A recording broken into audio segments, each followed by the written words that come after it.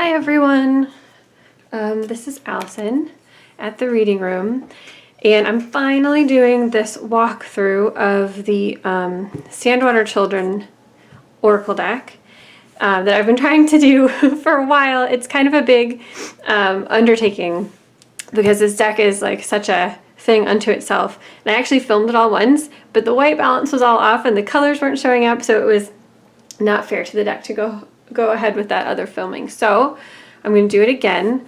I just wanted to show you, this is the book for the deck, but I covered it with this, just like a piece of scrapbooking paper, because it's such a white book. I wanted to make sure that I wouldn't be getting it dirty as I was like carrying it around the house. And I also wanted to give a disclaimer that this is going to be probably a pretty long walkthrough. This deck has a whole sort of like story. It creates a whole world behind the Sandwater Children and who they are and what this deck is for. So I'm going to read a little bit, bits and pieces of the book. I'm going to read a couple of the cards as we're going through. So the last time I filmed it, it was long. It was like 45 minutes or an hour. So just kind of a heads up. I will put tags, in different sections as we go along, so you can jump forward if you want. So just to let you know that. Okay, so drink of water. Now, I did also want to point out that there might be a difference in production quality than this deck that I have here. I got this in 2020, and I do remember that at the time they were having some issues with some of their suppliers. So like they couldn't get the box because the factory was closed. So my deck came in this bag. I actually don't keep it in this bag because it's a very, very tight fit, and I worry that it'll just bend some of the cards, like getting it in and out. But it is a nice little bag. But so I don't know now. I'm not sure if it comes with the deck with a box or if it comes with the bag anymore. I don't know. I do know the deck is still available, so I will definitely post the link for that down below. A couple other like production things. The cardstock is very, very, very thin. I mean, it feels like a good quality. I haven't had trouble with chipping or anything. I'll take that back. I haven't had trouble with chipping, but I mean that the laminate feels good. It is laminated. It is a matte, sort of kind of semi-matte laminate, but it doesn't feel like there's any sort of core to this card. Like I could easily just bend it and crease it, and there's no like spring back really. I mean, I believe there's 80 cards to the deck, so I mean it makes sense that it has to be on the thinner side, and I have been able to work with it without a problem. But it just I don't know if I can show. It doesn't necessarily ruffle very well without getting all my cards out of order, because it is so thin. It's not the kind of thin cardstock that does ruffle well. So for some people that might be a deal breaker. So I just wanted to point that out. Again, I don't know if this has changed since they have, since it's about a year and a half since I did get this version of the deck. And the other thing is that in this book, there are some printing errors. I can show you really quick, and we'll walk through the book in more detail. But they missed out a card here that I added. This symbol is different than it actually is on the card. I think that some of the page numbers are actually incorrect, although the order is fine. And then I don't know if this was on purpose or not, but there's a set of cards in the back called characters. None of those appeared in this table of contents, so I added those. That might have been on purpose. I don't know.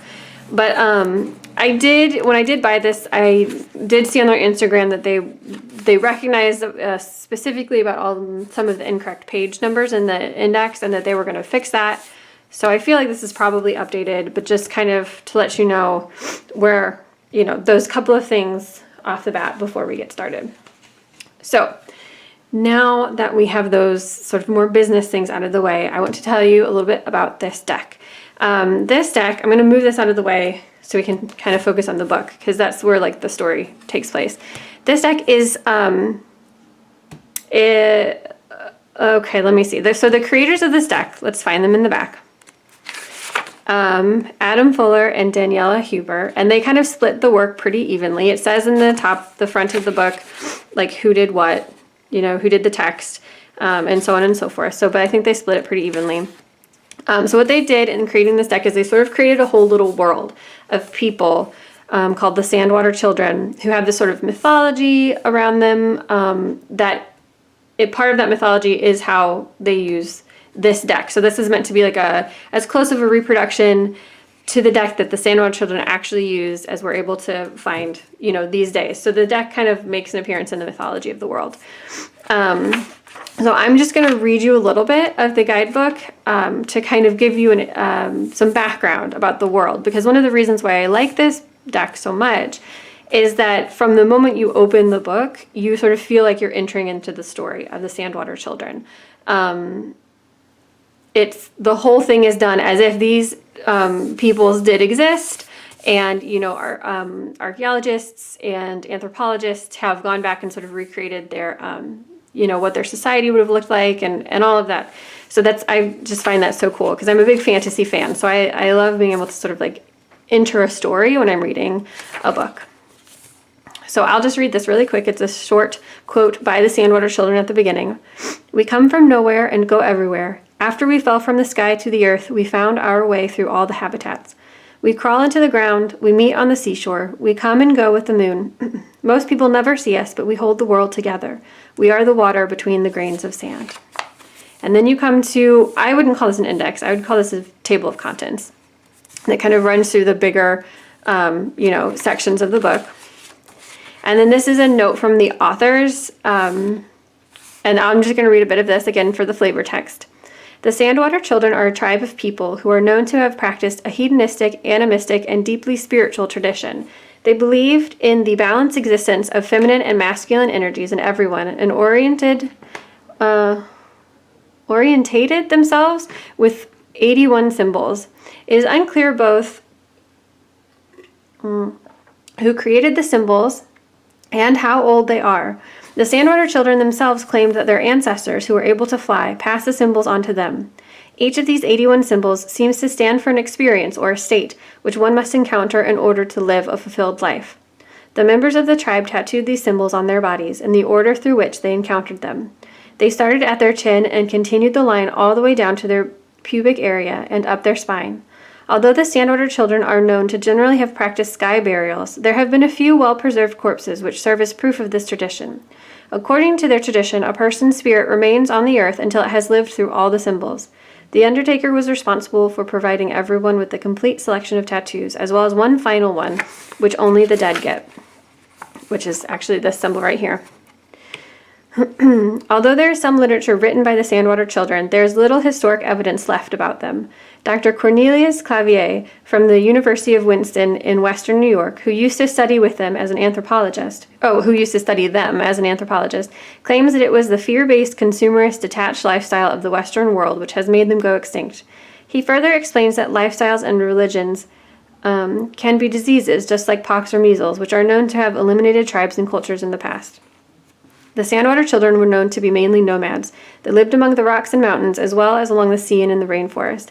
It is believed that they originated in the Middle East and then spread out to Europe and Africa. Traces of their symbols have been found in North America, which suggests that they crossed the sea and spread out in the New World as well. The following cards and attached writings are interpreted from the knowledge we have gathered about the Sandwater Children. Through extensive research and countless studies, we have forged this deck as a close imitation to the deck of cards that they used. Since every card is burned at the end of its life cycle, there is no way to know for certain what the original decks looked like, and for all we know, every single card could be different, as they were all hand-drawn by various people over many centuries. Okay, so that is kind of like the background for the Sandwater Children. Slightly problematic. I think there's a little bit of like the romanticization of non-Western cultures in there, but if we can take it kind of as a story, especially a fantasy story, since they're descended from ancestors who could fly, they are the water in between the sands, I think we can kind of approach it in that way. Now, there is a little bit more about this deck in here that I think is important information for you all to have. The first is that the deck of cards is divided into suits. I don't really use the suits while I'm reading, with one exception.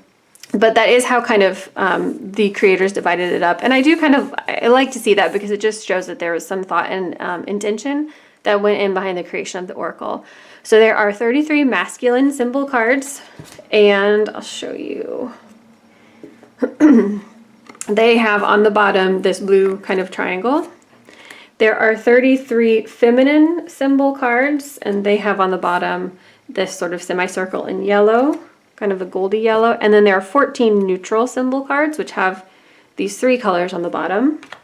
And then there are, I'm just trying to get the, there's this one Joker card, which is that infinite, what is it called? The symbol for infinite knowledge, which is the last one, the only dead people can get tattooed.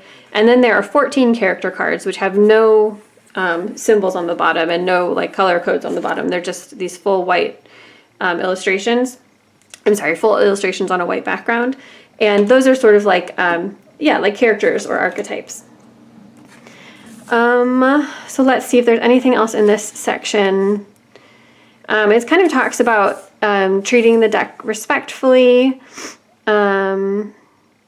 If used with care, the deck of cards can tell stories, articulate the subconscious, and provide a clean path for the intuition.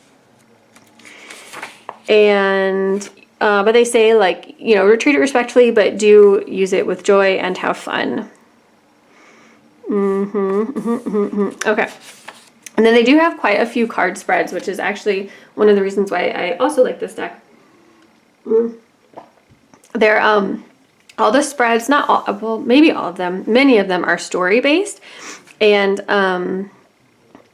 based on the concept of story and narrative. And so they're kind of really funny, or not funny, really fun spreads to use just kind of with any deck. So we have the role spread, which is kind of like what role you're playing, how you see your role, how others see your role. There's the character spread, which is kind of like you as a character. So what's your quest? What's your strength? What's your weakness? There's a storyline and plot thread, which is the order in which things happen and then the casualty of those things that happen. There's a classic spread, which is like a traditional story arc with the climax and resolution. A New Year spread, which is 3 cards, and then a number spread. Oh, sorry, I forgot. This is one other thing about the cards that I should tell you. I'll just show you an example of one of the card write-ups in the book. So every card has sort of like a title or title phrase at the top. Then they have a description. A lot of times this is also kind of story-based, and I'll read some of those to give you an idea of what that is. And then at the bottom, they have this little section. So they have the energy, which is going to be masculine, feminine, or neutral. They each have a number association. Let's see if I can bring this up closer. They each have a season association. They each have an animal association. And then they have over here the upside down card meaning, which are kind of fun. So I'll read some of those out as we go through, which is why this walkthrough ends up being so long, because I love the guidebook. I love how it's written. So I want to give you a taste of that, since I do think it's an important part of the deck. I don't tend to use the number associations because they have created their own association. So they have 0 through 9, and each number is associated with a different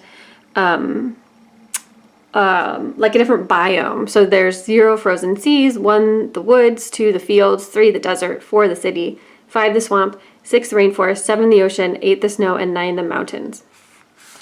So, I don't know. I've not really found that comes up very much in my readings, but sometimes I do use the animal. I think that those can be pretty interesting when they're sort of associated with, the card that they're on. So that is also a thing. See, this deck has so many things that it takes me a long time to explain what it is. Lots of water today. Okay. And so this is another note by the Sandwater Children. It sort of talks about the only thing worth living for is life itself. What some of their beliefs are around life and death. How Sandwater Children are more familiar with the soul of the world and closer to the emptiness of the sky. We drink up everything that life throws at us. After our ancestors lost their wings and started traveling this world on foot, they carried 80 symbols with them, which reflect every aspect of human existence. And then when a child reaches the age of 17, one of his or her patrons gifts them a deck of 80 cards. All our card decks are hand-drawn, made by someone for someone. And it sort of explains in their words you know, that each card has a symbol and that each symbol represents us, you know, an experience in the journey into the world. And that as they celebrate that, let's see. Whenever we do experience or do something for the first time, which is connected to one of the symbols, we hold a little ceremony. We burn the card and get the symbol tattooed, starting at the bottom of our chin.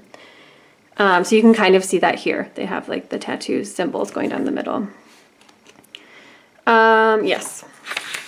And then they have here kind of an index of the symbols. So beginning with neutral, going through feminine, and then masculine. And then I added this little section for the characters because I needed a, a section with the titles.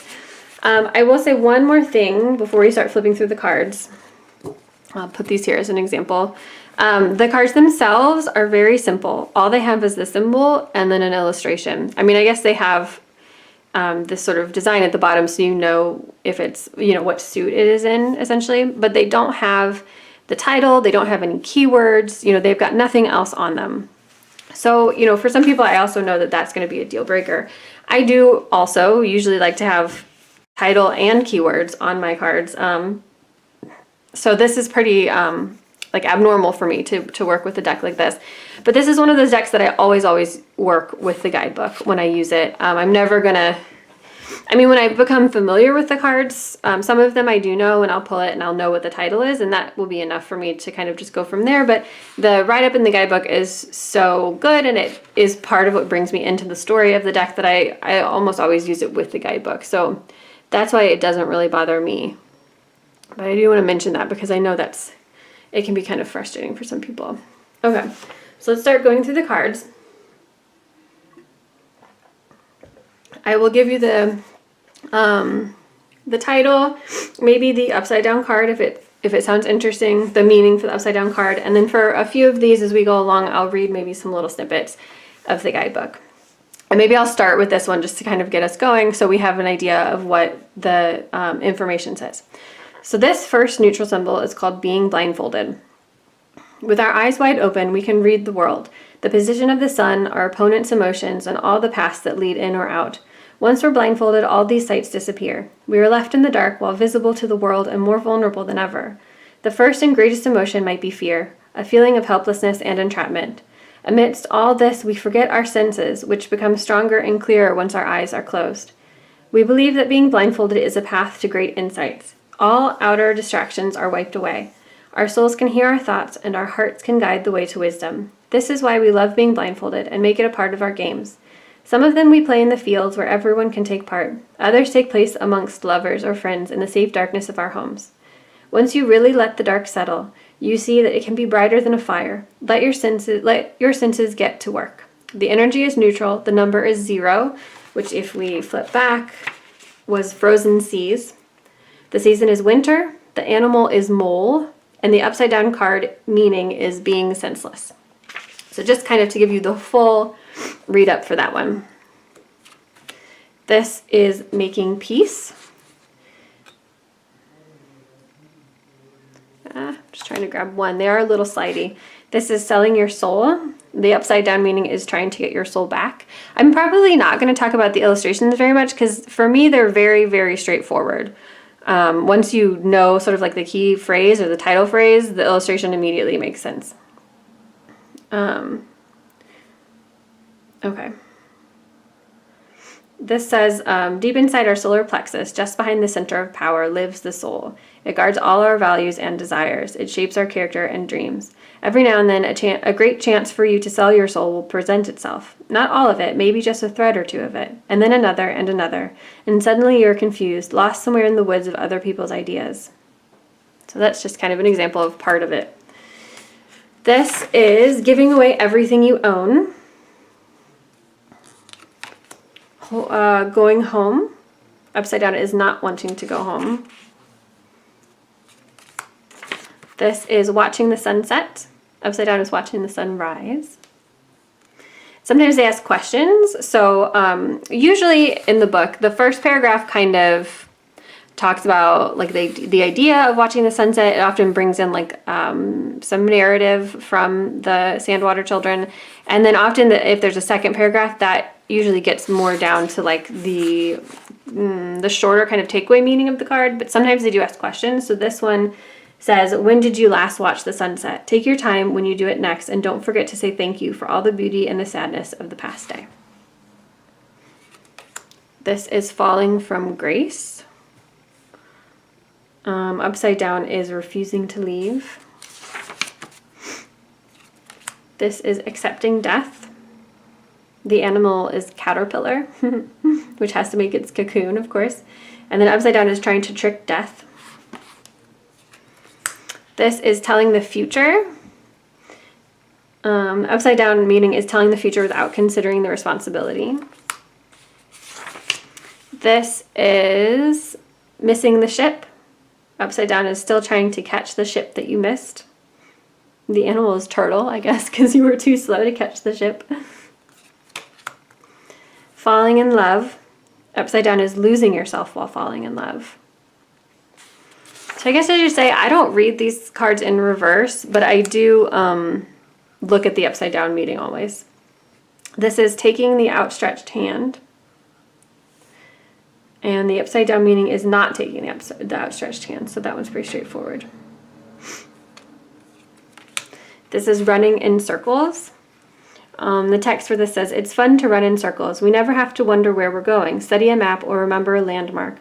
If the circles are small enough, we feel high and dizzy from the spin. It's a meaningless race of idiocy, a festival of vanity. If you know that you're running in circles, you will be able to truly enjoy it. If you are trying to run in a straight line, though, but keep ending up at the same tree trunk in the woods, running in circles can be extremely frustrating, scary, and even deadly. Know and celebrate your circles if you run in them.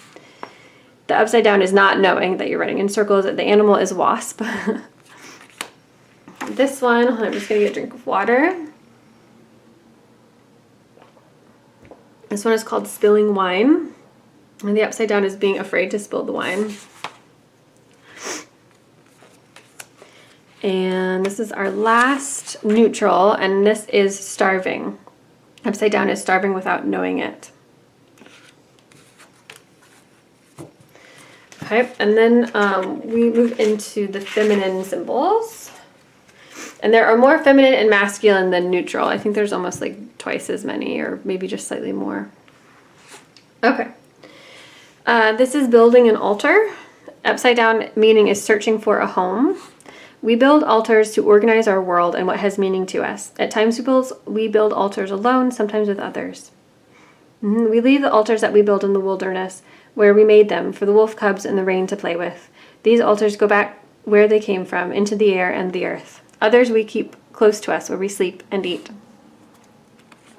I'm trying to keep these straight, but they are slidey. This one is learning to weave. And upside down is assuming you already know. Sorry, I've got the book here. This is thinking while falling. Upside down is holding onto a rock that will not hold itself. The animal for this is penguin. This is creating new life. Upside down is guarding the seed. This is dressing up. Upside down is not knowing what to wear. The animal is peacock. This is making wine. Upside down is entering a time of solitude.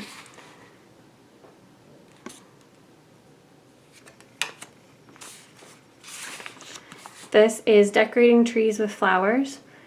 The trees are proud when we decorate them. Maybe we don't hear them say anything, but they look at the rest of the world and say, look, they made me pretty because they know I'm important. We decorate the trees because they are part of our home, and we want our home to be beautiful. And upside down is admiring trees with empty hands. This is making jewelry from broken glass. Upside down is throwing broken glass away. If we carefully gather all the pieces, we can make beautiful things out of the shards. We can weave threads around the sharp edges, knot them together, and hang them around our necks or on our heads.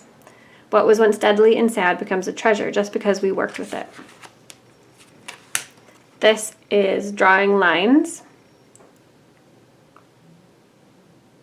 It says you don't need help, tools, or knowledge to draw a line. You can do it with a stick in the sand, with a piece of chalk on the street, or with a stone on a rock. By drawing a line, we create a border, an invisible wall, to protect ourselves from turmoil. Everyone around us sees it and knows that he or she must stay on the other side of the line. Nobody is allowed to step over it until we walk out, wipe it away, or allow the wind to turn it into a cloud of dust. This is leaving the shoes out in the rain. Upside down is not knowing what you left out in the rain. Holding your breath at the bottom of the lake. Upside down is panicking at the bottom of a lake. And again, this one has questions. What are you doing underwater? If you are hiding, do you know that you can only stay for a tiny little moment? Dancing in the rain. Upside down is it's raining, but you're not dancing. Keeping the secret. Upside down is not keeping the secret. The animal is mouse. This is going out to find unicorn milk. And I don't know if you can see, but there's a figure there, and I think that's a little unicorn up on the hill. Upside down is getting lost trying to find unicorn milk. We know they're out there somewhere. Some of us have seen them, and some of us believe they have seen them. We're told that their milk shows all the colors of the rainbow. You only have to hold it against the light in a glass. It tastes like almonds, we are told, and also like slightly burned sugar, dark berries, cinnamon. The flavors come and go. Someone always knows someone who had once made love to someone who had once upon a time in a dark and mystical forest had tasted unicorn milk. If you set out to find it, prepare yourself for an epic adventure. You might not come back for a long time, or you end up forgetting about the unicorn and finding something completely different. Do you have the courage to go find unicorn milk? Hiding the treasure, or upside down, leaving the treasure in plain sight. Planting trees. Upside down is finding the ground to plant the trees. Closing windows. Upside down is leaving the windows open. Selling cakes. Upside down is finding out how to sell cakes. It says if you are selling cakes, you have other people's pleasure in your hands. You are bringing joy and indulgence, and in return you get what you need to survive. This is burning sage. Upside down is burning sage without opening the windows and doors. Interesting that the animal is vulture, so I have to read that in more detail to figure out why. This is waiting for the rain. Upside down is losing patience while waiting. This is making rules. Upside down is breaking the rules. This says it's an honor. Let me just go back for a little bit. It's an honor to be the one who makes the rules. If it's your task today, think of the responsibility that comes with it. You don't set up rules just to keep yourself safe, but also for everyone else who travels in the same ship as you. Think of what everyone needs, humans, animals, plants, and spirits, before you raise your finger and say something that might take on a life of its own. Uncovering lies. Upside down is helping to hide the lies. The animal, of course, is snake, which some people will like and some people will not. Sorry, I bumped the camera there. This is looking back. Upside down is looking back without seeing the horizon. Oops. This is lighting candles. Upside down is blowing candles out.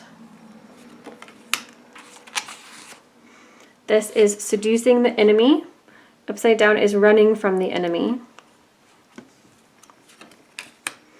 Sitting naked in the sun. The animal is lizard. Upside down is sitting in the sun with your clothes on. This is peeking around corners. The animal is fox. Upside down is thinking you're invisible. It's funny. This is sewing leather. And this is interesting. You can always take out the thread, but you can never close the holes that your needle made. When you work with leather, each one of your steps has to be conscious and reflected because there is no way back. Upside down is being afraid to begin sewing the leather. This is writing stories. Upside down is trying to find the words instead of starting to write. Painting walls. Upside down is washing the walls. And it's about how we turn our houses into art and give them personality. This is taming horses. The animal, of course, is Mustang. Upside down is running with wild horses. This is serving tea. Upside down is searching for a place to serve tea. The animal is swan. This one is drying a stranger's tears. It's our last feminine symbol. And the upside down meaning is not daring to dry a stranger's tears. You don't know this person's name. You don't know their life, their friends, their sorrows, their weaknesses and strengths. And yet you step into their life in one of their most intimate moments. That's when the gap between you dissolves and you are both just two humans on this earth. Okay? And then we go on to our masculine symbols. Like that. Okay, this is bearing buttons. Upside down is creating attachment. Buttons are made to be attached, but their biggest dream is to be free. Even if it's not sewn to anything, it runs into danger of being attached to something daily. A button is never really independent. If we want to let go, we take a button, sew through it with a thread, and bury it in the ground. If it's something that has been dear to us for long, we take it off a piece of clothing that we love a lot. And then, let's see, there has been rumor, okay. The buttons that we bury are the only free buttons in the world, and even though they will stay forever in darkness, they are free from all attachment. There has been rumor that they will reach infinite knowledge after several centuries. We don't know if that's true. Even if they did, they would keep it to themselves and lie in their graves, lonely and maybe sad, but forever free. Which button could you stand to lose? Building sculptures, and upside down is overthrowing sculptures. The animal is termite. This is running too fast. Upside down is feeling paralyzed. It says not everyone can run, and not everyone can run too fast. It takes physical strength, courage, and little recklessness to do it.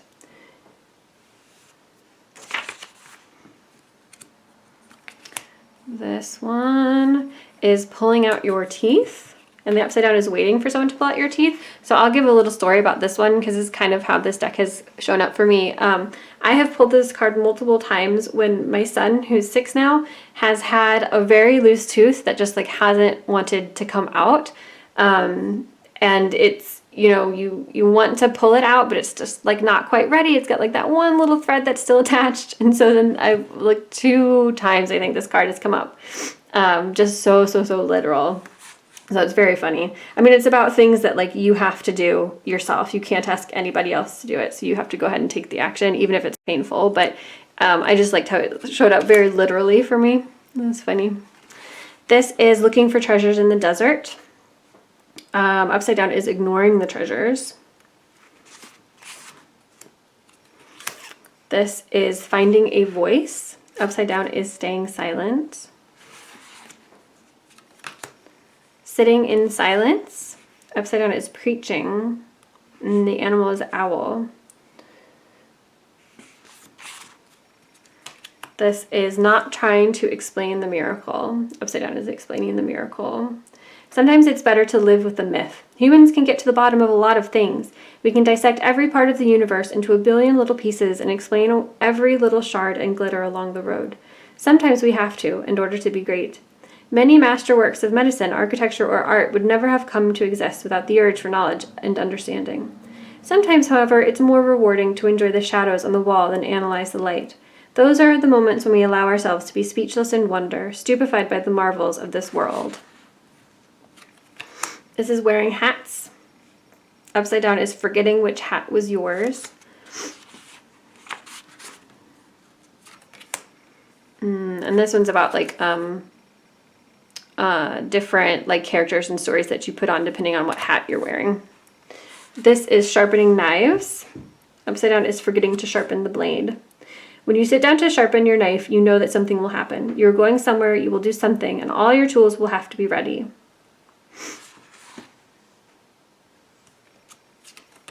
Howling at the moon. Upside down is staring at the moon. This is making small miracles. Every day we make small miracles. We turn frowns into smiles, flour into dough, wood into fire, blue and yellow into green. We make little things happen that make big things happen that lead to even bigger things. We wish for something and make it come true. We search and we find, we play and we win. Upside down is forgetting the small miracles. I guess I should just to kind of give you an example. So as this one goes on, it says, be proud of the little things. So just as an example, sometimes it does give like more practical, grounded advice. This is breaking the ladder, and the upside down is building the ladder.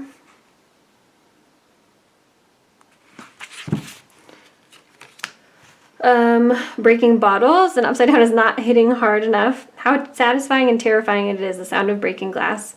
Something so strong and firm shattering into a million little pieces through the destructive forces of our hands. Breaking bottles is pointless anarchy, a protest against ideas that haven't even been born yet. By letting our destructive energies take over, we create a space of catharsis.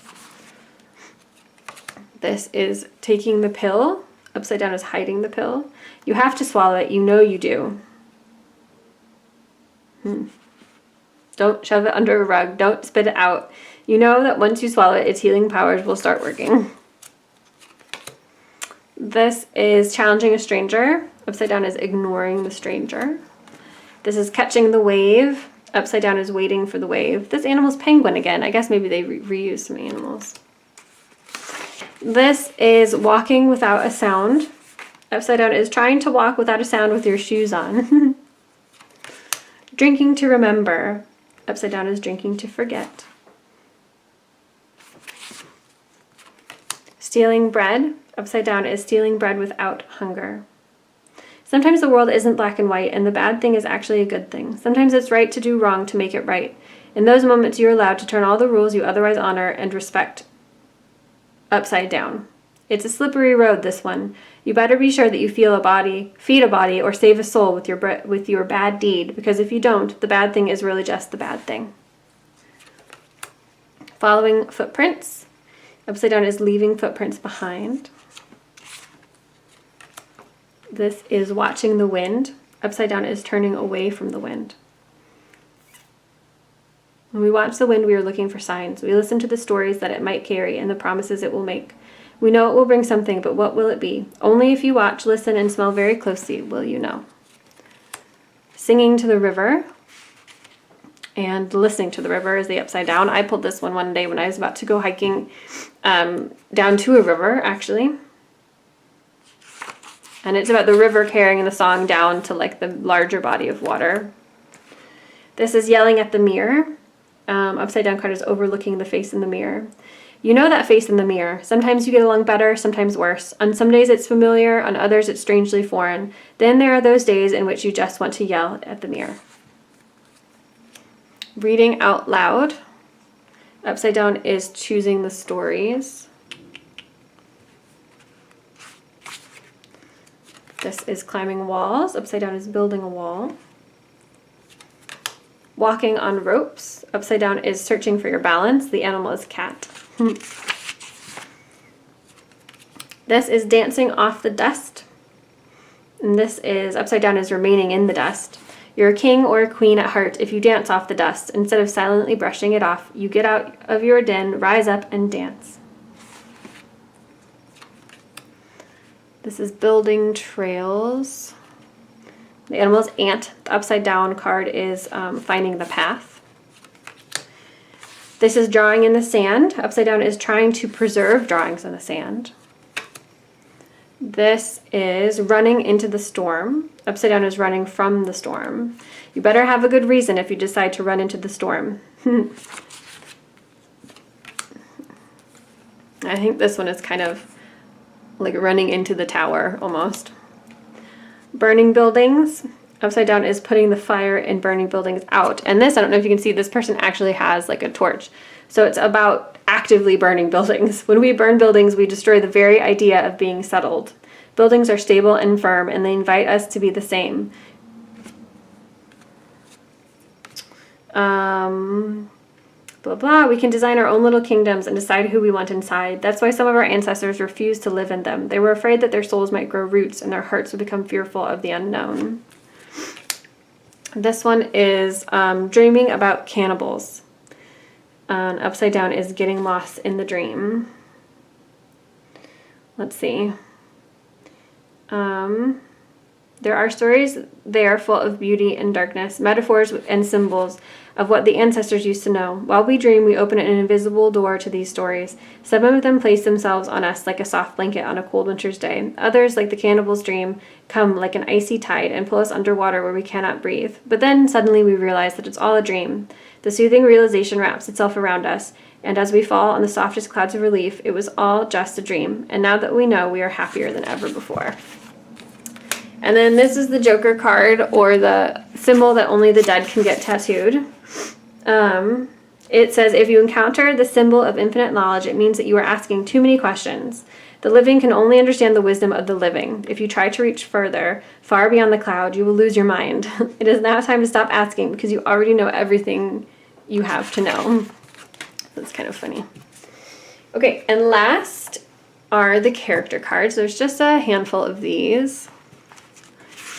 And then in the book, well, yeah, I guess it's pretty much the same in the book. These just don't have the symbols at the bottom, the color code to tell you what suit they're in. So this is the child. Upside down is your inner child is locked away. This is the teacher. Upside down is the teacher has not yet found a way to express their knowledge. The animal is the wolf. This is the dead. Upside down is the dead have not yet been let go. This is the fool. Upside down is the fool doesn't know what to wear. This fool is not the fool of tarot. This is more like the holy fool, or the jester type of fool, the court jester. This is the healer. Upside down is a healer without a medicine bag. This is the undertaker. Upside down is refusing the blessing. Let's see. I guess just to kind of talk you through how these work in the book. It sort of talks about the character and who they are in like the Sandwater Children world. Like the Undertaker is the person who will send you on your final journey. He or she will complete the lines of symbols on your body.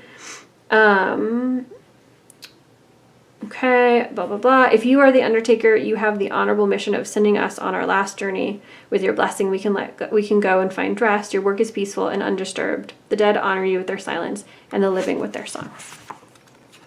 So it's because it's not like a situation like the other cards. This is more like a person in the community. This is the lover. You protect, honor, and care.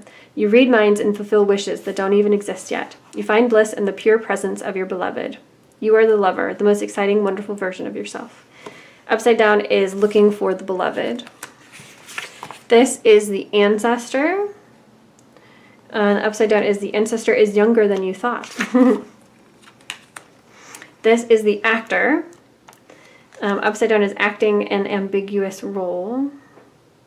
This says they are great and powerful because they can turn the wildest myth into reality. A good actor believes in the story and the character itself. This is the loser, but it's not like, oh, you're such a loser. It's more like one who has lost. Upside down is not mourning the loss.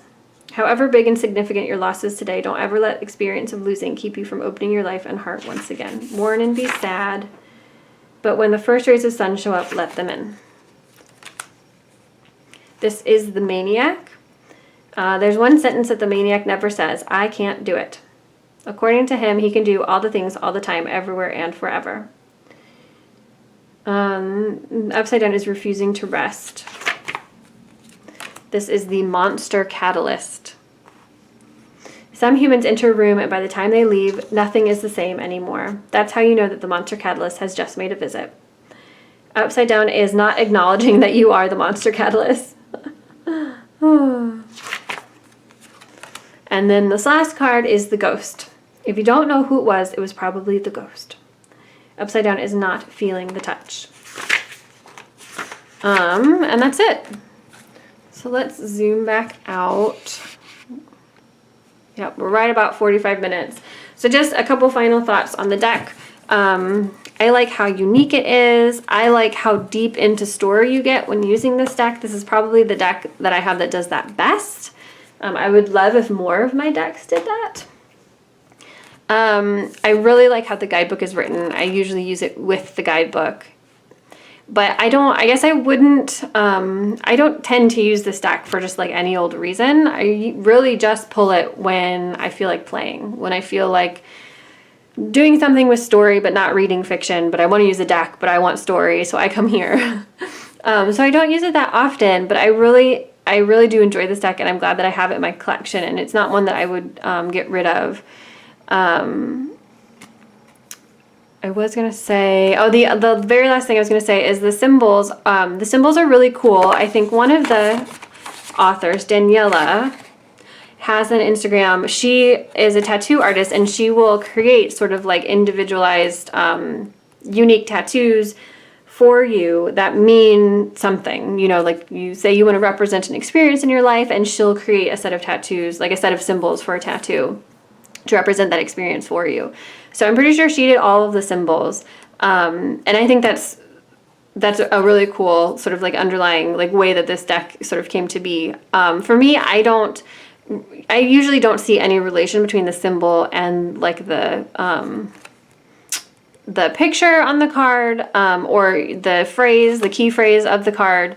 Sometimes like I do see something, but for me, I don't know, the symbols don't really, or they're not something that I use when reading the cards. However, I do think they are cool because if you wanted to work with a card specifically, like if you wanted to invite in an experience that you would like to have in your life, or if you're thinking about an experience that you're trying to let go of, I think you could use these as you would a sigil and, draw them somewhere on your skin, or, draw them on paper and put them under a candle, something like that. So I do like that kind of adds that sort of sigil magic option if that is something that is part of your practice. So that is all. That was the Sandwater Children. If you stayed with me for this long, thanks very much. And I hope that you watched me on like 2 times speed or something. Yes, so that's it. So I hope everybody has a wonderful day. Bye-bye.